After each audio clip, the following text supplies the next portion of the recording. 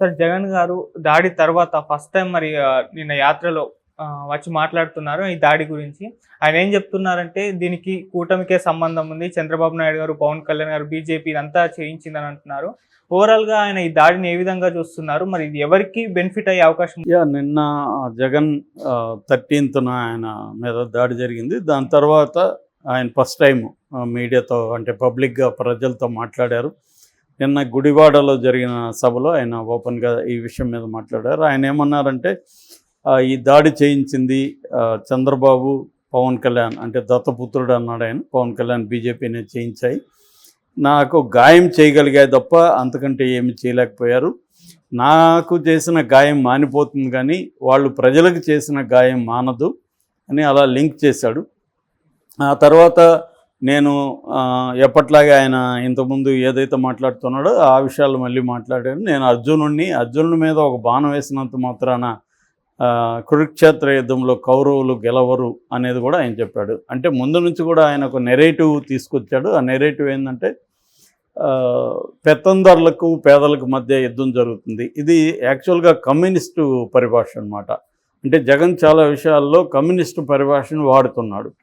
So కమ్యూనిస్టులు కూడా ఏం చెప్తారంటే పెత్తందారులకు పేదలకు మధ్య క్లాస్ వార్ అంటారు వాళ్ళు, అంటే వర్గ పోరాటం జరుగుతుందని. ఈయన కూడా అదే భాష మాట్లాడుతున్నాడు. కాకపోతే ఏంటంటే ఇక్కడ కమ్యూనిస్టులేమో అందరినీ కూడా డబ్బున్న వాళ్ళని లేకపోతే భూస్వాముల్ని పెట్టుబడిదారులను అందరినీ కూడా పెత్తందారులు అన్న పరిభాషలోకి తీసుకొస్తుంది. మిగతా పేదల్ని వాళ్ళు పేదలు అంటారు. ఇక్కడేమో జగన్ నిజానికి జగన్ పేదగాడు. జగన్ దగ్గర ఉన్న చాలామంది ఎమ్మెల్యేలు, ఎంపీలు పేదలు కాదు. వాళ్ళకి తెలుగుదేశానికి పెద్ద తేడా లేదు. ఈయన నిజానికి రిచెస్ట్ సీఎం ఇండియాలో జగన్. కానీ జగన్ ఏంటంటే తెలివిగా ఏం చేస్తున్నాడంటే పేదలకు పెత్తందారులకు అన్న ఇది తీసుకొస్తున్నాడు. తీసుకురావడానికి జగన్కున్న ధైర్యం కావచ్చు లేదా పునాది కావచ్చు ఏంటంటే ఇతను జగన్ పేదలకి ఏవైతే చేస్తున్నాడో వాటన్నిటినీ కూడా తెలుగుదేశం కోర్టుల్లో కావచ్చు రకరకాలుగా అడ్డుకోవడానికి ట్రై చేస్తుంది. For example Jagan English medium పేదలకు పెట్టాలన్నాడు. దాని మీద చర్చ జరగచ్చు. ఇంగ్లీష్ మీడియం పెట్టడం వల్ల నష్టమా లాభం అనే చర్చ జరగచ్చు. కానీ దాన్ని బలవంతంగా అడ్డుకోవడానికి కోర్టులకు వెళ్ళారు. సో క్లియర్గా పేదలకు మాత్రం ఇంగ్లీష్ మీడియం ఉండకూడదు, ఈ పిల్లలకి మాత్రం ఇంగ్లీష్ మీడియం చదువుకోవచ్చు. సో వీళ్ళు ఇంగ్లీష్ మీడియం చదువుకొని వీళ్ళు జీవితంలో పైకి వెళ్ళొచ్చు, మంచి ఉద్యోగాలు చేయొచ్చు. పేదలు మాత్రం తెలుగు మీడియంలో చదువుకొని వాళ్ళకి ఏ ఆపర్చునిటీ లేకుండా తెలుగును కాపాడే బాధ్యత పేదలే ఎందుకు తీసుకోవాలి అన్న ప్రశ్నలు అనేక ప్రశ్నలు వచ్చాయి. అట్లాగే పేదలకు ఇండ్లు ఇవ్వడం దాన్ని వీళ్ళు అడ్డుకున్నారు. అట్లాగే పథకాలు ఇస్తుంటే అనేక రకాల పథకాలు వాటి మీద తీవ్రమైన క్యాంపెయిన్ చేయడం, అప్పు చేసి ఇచ్చేస్తే శ్రీలంక అయిపోతుందని చేయడం ఇట్లా వాళ్ళు దాన్ని మాట్లాడారు. దీనంతా ఉపయోగించుకొని జగన్ ఏం చేశాడంటే ఇది పేదలకి నేను చేస్తుంటే వాళ్ళు అడ్డుకుంటున్నారు కాబట్టి వాళ్ళు పెత్తందారులు, వాళ్ళు డబ్బున్న వాళ్ళకే అన్ని పనులు చేస్తుంటారు కానీ పేదలకు వచ్చేసరికి వాళ్ళు అడ్డుపడుతున్నారు అన్న నెరేటివ్ని జగన్ జనంలోకి సక్సెస్ఫుల్గా తీసుకెళ్ళాడు. ఆ కాంటెక్స్ట్లో ఈ రాయి దాడి కూడా జగన్ ఏం చేశాడంటే వాళ్ళ అకౌంట్లో వేసేసాడు. నిజానికి ఇది ఎవరు చేయించారా లేకపోతే ఆకతాయి ఏమన్నా విసిరారా ఏంది ఇంతవరకు పోలీసులు అయితే తేల్చట్లేదు. పోలీసులు క్లియర్గా కూడా చెప్పట్లేదు. రాయి విసిరింది వాస్తవమే, అది రాయి అనేది తేల్చారు. ఆ రాయి ఎవరు విసిరారు, ఆ విసిరిన వాళ్ళు వెనక ఎవరన్నా ఉన్నారా, అది ప్లాన్డా లేకపోతే వాళ్ళే ఆలోచించి చేశారా అనేది ఇంకా ఏమి తేలకనే జగన్ ఏం చేశాడు. జగన్ అంటే వైసీపీ ఆల్రెడీ సాక్షిగానే వైసీపీ కానీ చంద్రబాబు చేసిన దాడిగానే అభివర్ణించింది. అంటే ఇది అందరూ చేసే పని. ప్రతి పొలిటికల్ పార్టీ కూడా ఒక విషయాన్ని తనకు అనుకూలంగా మర్చుకోవడానికి ట్రై చేస్తుంది.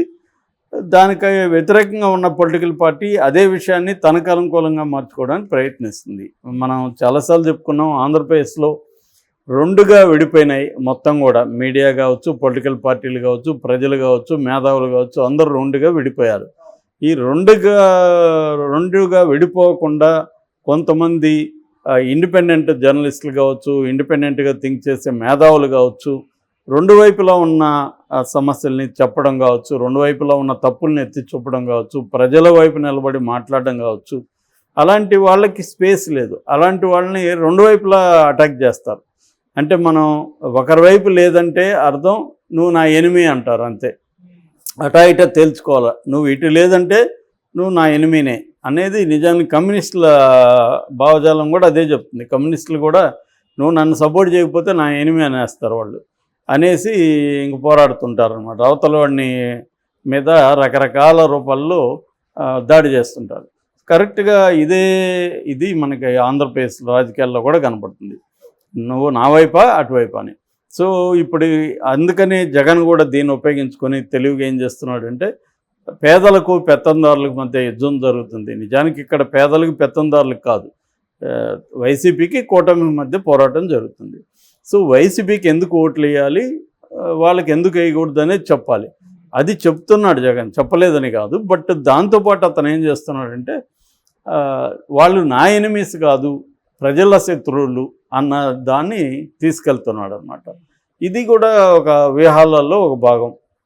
అంటే శత్రువు మనల్ని దెబ్బ కొడితే మనకు తగలకూడదు, ప్రజలకు తగలాలి. మనం దెబ్బ కొడితే ప్రజలకు తగలకూడదు, శత్రువుకు తగలాలని ఒక యుద్ధ నీతి ఉంటుందన్నమాట. దాన్ని జగన్ ఇక్కడ అమలు చేస్తున్నాడు. అంటే జగన్ మీద రాయేస్తే అది ప్రజల మీద రాయేసినట్టు, ప్రజలకి గాయమైనట్టుగా దాన్ని అభివర్ణిస్తున్నాడు జగన్. సో ఇది నిన్నంతా కూడా అదే మాట్లాడాడు.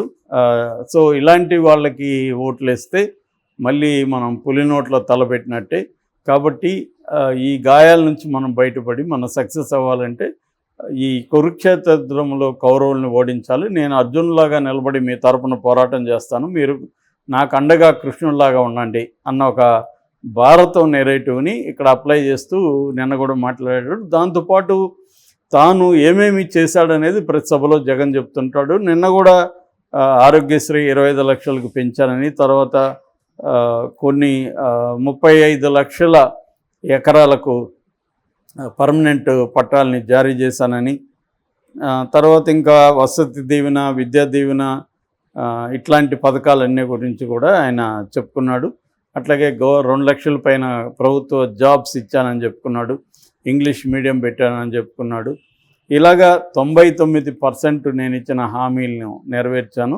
దాదాపు 130 సార్లు బటన్ నొక్కి అనేక సెక్షన్ల పీపుల్కి నేను డబ్బులు ఇచ్చాను అనేది నిన్న చెప్పుకున్నాడు. So at the same time Chandrababu గతంలో పరిపాలించిన 14 ఏళ్ళు కానీ, మన రాష్ట్రం ఏర్పడినాక పరిపాలించిన 5 సంవత్సరాలు కానీ ఆయన రాష్ట్రానికి ఒక మంచి పథకం కూడా తీసుకురాలేదనేది జగన్ చెప్తున్నాడు. అట్లాగే ఏంటంటే అభివృద్ధి అనే దాన్ని కూడా జగన్ ఏం చేస్తున్నాడంటే వీళ్ళు చెప్తున్న అభివృద్ధి డెఫినేషన్ని జగన్ కొద్దిగా మార్చి, నేను మీకు రకరకాల పథకాలు రకరకాల పద్ధతులు చేయడం వల్ల అది మీ జీవితాల అభివృద్ధికి పనికొస్తుంది, మీ అభివృద్ధికి నేను పనిచేస్తాను అన్న. ఇది కూడా కమ్యూనిస్టుల నెరేటివ్. యాక్చువల్గా కమ్యూనిస్టుల అభివృద్ధి మోడల్ని, ఇప్పుడున్న అభివృద్ధి మోడల్ని వాళ్ళు పెట్టుబడిదారీ అభివృద్ధి మోడల్ అంటారు. అంటే ఇప్పుడున్న అభివృద్ధి మోడల్ అంతా కూడా డబ్బులు ఉన్న వాళ్ళకి, పెట్టుబడిదారులకి, పెద్ద పెద్ద భూస్వాములకి మాత్రం ఉపయోగపడే అభివృద్ధి మోడల్. అంటే పెద్ద పెద్ద కంపెనీ పెడతారు, ఆ కంపెనీ సామాన్య ప్రజలకి పెద్దగా ఏం ఉపయోగపడదు. సో ఆ కంపెనీ వల్ల ఆ పెట్టుబడిదారు వర్గం లాభపడుతుంది. సో అందుకని మన దేశంలో తలసరి ఆదాయం అంటారు, పెర్ క్యాపిటల్ ఇన్కమ్. అంటే 4 ట్రిలియన్ల ఎకనామీ మంది, 5వ అతిపెద్ద ఎకనామీ. కానీ 135వ దేశం తలసరి ఆదాయంలో. అంటే మనకంటే 135 దేశాలు, 134 దేశాలు తలసరి ఆదాయంలో ఎక్కువ ఉన్నాయి. అంటే ఇది India is a rich country with poor people. అంటే పేదలున్న ధనిక దేశం అని చెప్పచ్చు. ఎందుకు పేదలు ఉన్నారంటే తలసరి ఆదాయం వెరీ తక్కువగా ఉంది, 2600 వరకే ఉంది తలసరి ఆదాయం డాలర్స్. ఇది 135 దేశాల్లో మంది అడుగున ఉందన్నమాట. సో అందువల్ల పేదలు ఎక్కువ ఉంటారు. సో ఆ నెరేటివ్ని కమ్యూనిస్టులు అలా తీసుకొస్తారు. మనది అభివృద్ధి రేపొద్దున 3rd ప్లేస్కి వచ్చినా కూడా మన దేశం పేదల దేశమే. ఎందుకంటే పేదలకి ఈ డబ్బులు అందరికీ చేరట్లేదు. మొత్తం ఆదాయాన్ని పంచితే వచ్చేది $2600 సంవత్సరానికి. సో ఇది అత్యంత దారుణమైన విషయం అనేది చెప్తారు. దీన్ని జగన్ ఉపయోగించుకొని, సో నేను మీకు చేస్తున్నది మిమ్మల్ని అభివృద్ధి చేయడానికి అని. నిజానికి ఆంధ్రప్రదేశ్లో కూడా తలసరి ఆదాయం తెలంగాణ కంటే మిగతా సౌత్ ఇండియా రాష్ట్రాల కంటే కూడా బాగా తక్కువ ఉంది. సో దాన్ని నేను పెంచడానికి ట్రై చేస్తున్నాననే నెరేటివ్ని జగన్ తీసుకెళ్తున్నాడు. నిన్న మొత్తంగా కూడా ఈ దాడిని తను అలా అనుకూలంగా మలుచుకునేట్టుగా చేస్తున్నాడు. బట్ దానికి కౌంటర్గా తెలుగుదేశం కూడా ఇది జగనే జయించాడని, వివేకానంద రెడ్డి ఆత్మ వేసిందని, ఇలాగా దాన్ని ఒక కామెడీగా మార్చడానికి, అది ఫార్స్గా మార్చడానికి వాళ్ళు శక్తివంతం లేకుండా ట్రై చేస్తున్నారు. అంటే జగన్కి ఎక్కడ సింపతి వస్తుందో అని వీళ్ళు దీన్ని ఉపయోగించుకొని మనం కొద్దిగా సింపతి పొందుదామని జగను